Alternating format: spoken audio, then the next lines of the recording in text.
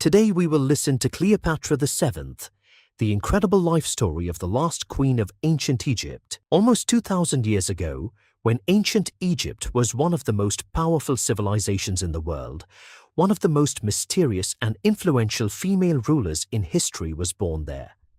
Cleopatra, the seventh Philopator. Many remember her only for her beauty, but in reality she was an extraordinarily intelligent, diplomatic and far-sighted ruler. Her life story is a dramatic history filled with power, love, war, betrayal and sacrifice. Cleopatra was born in the city of Alexandria, Egypt, in 69 BC. She was a member of the Ptolemaic dynasty. The founder of this dynasty was Ptolemy, the general of Alexander the Great. Although they ruled Egypt, their lineage was Greek. From an early age, Cleopatra was interested in education, philosophy, mathematics, politics, and languages. It is said that she could speak multiple languages, including Greek, Egyptian, and Latin, fluently. She was much more educated than most rulers of the time. When her father Ptolemy XII died in 51 BC, Cleopatra ascended the throne at the age of 18. According to tradition, she had to rule jointly with her younger brother Ptolemy XIII. But a power struggle between the two siblings soon began. Some influential people in the royal court conspired against Cleopatra and forced her to flee the capital. At that time, Julius Caesar, the famous general and ruler of the Roman Empire, arrived in Egypt. Cleopatra realized that if she could get Caesar's support, she would be able to return to power. According to legend, she secretly entered Caesar's room by hiding herself inside a carpet. When the carpet was opened, Caesar was surprised to see Cleopatra. Her confidence, intelligence, and courage deeply impressed Caesar.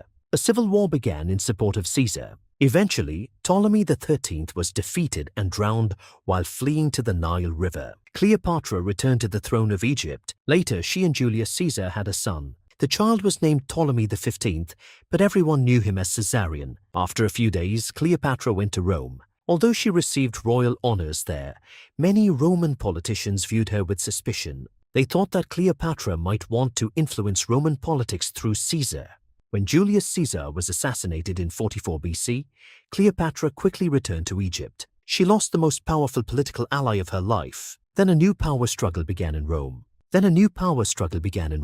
A few days later, Mark Antony called Cleopatra for a meeting.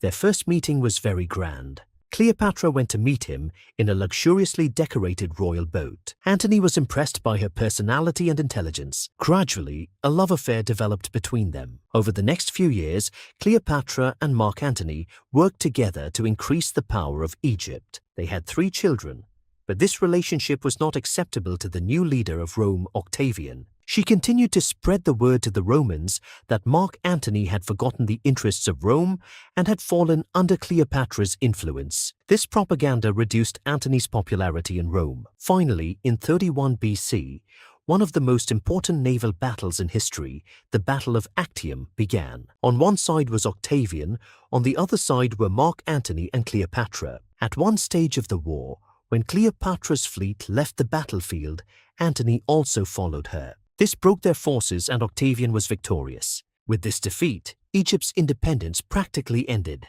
The following year, Octavian's forces captured Alexandria. Believing a false report, Mark Antony thought Cleopatra had died. In grief, he attempted suicide with his own sword. He was taken to Cleopatra, gravely wounded. He died with his head in the lap of his beloved. After Mark Antony's death, Cleopatra realized that Octavian wanted to capture her and display her as a symbol of victory in Rome. For an independent queen, this was a greater punishment than humiliation, so she decided to determine her own fate. According to popular legend, she committed suicide by being bitten by a venomous Egyptian cobra. Although some historians believe that she may have drunk poison, the exact cause of her death is still unknown. After Cleopatra's death, her son Caesarion was also killed. The Ptolemaic dynasty ended and Egypt became a province of the Roman Empire. Octavian later became Emperor Augustus and went down in history as the first emperor of the Roman Empire. There are still many mysteries surrounding Cleopatra. Her tomb has not yet been discovered. Archaeologists have been searching for her tomb for many years, but so far no definitive evidence has been found. This mystery has made her one of the most discussed figures in history.